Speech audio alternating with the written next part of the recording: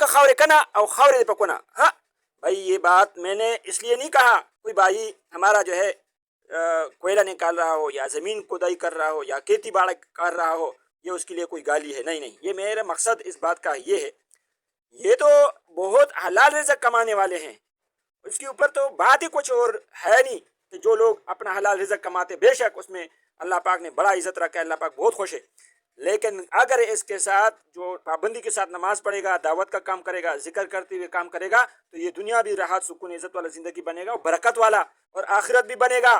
اس لیے سب سے درخواست ہے کہ صرف یہ نہیں کہ تم لوگ زمینوں کو کھودو اور جو ہے نا اپنا، بلکہ اس کے ساتھ دعوت کا کام کرو. ہاں حضرت عائشہ رضی اللہ تعالیٰ عنہ فرماتی ہے کہ نبی کریم صلی اللہ علیہ وسلم ایک مرتبہ دولت گدا پر تشریف لائے تو میں نے چہرے انور پر ایک خاص آثار دیکھ کر محسوس کیا کہ کوئی اہم بات پیش آئی ہے. کسی سے کچھ بات چیت نہیں فرمائی اور وضو فرما کر مسجد میں تشریف لے گئے.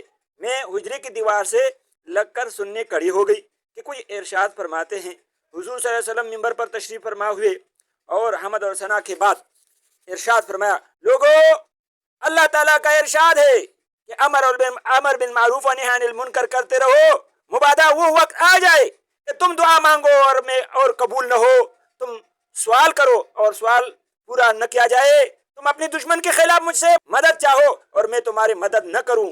یہ کلمات طیبات حضور صلی اللہ علیہ وسلم نے ارشاد فرمائی اور منبر سے نیچے تشریف لے آئے. نبی کریم صلی اللہ علیہ وسلم کا ارشاد ہے کہ جب میری امت دنیا کو بڑی چیز سمجھنے لگے گی تو اسلام کی ہیبت اور وقار اس کی قلوبوں سے نکل جائے گی، اور جب امر بالمعروف و نہی عن المنکر چھوڑ بیٹھے گی تو وہی کی برکات سے محروم ہو جائے گی، اور جب آپس میں گالی گلوچ اختیار کرے گی تو اللہ جل شانہ کی نگاہ سے گر جائے گی. جو شخص آخرت کی کیتی کا طالب ہو ہم اس کی کیتی میں ترقی دیں گے، اور جو دنیا کی کیتی کا طالب ہو ہم اس کو کچھ دنیا تو دے دیں گے، آخرت میں اس کا کچھ حصہ نہیں. دنیا آخرت کی کامیابی اللہ پاک نے دین میں رکھا ہے. دین آئے گا آج وسلم والی محنت سے، اس لیے میں نے یہ فرمایا. ٹھیک ہے جی، سب سے درخواست ہے یہ سب تک یہ بات میرا پہنچا دو.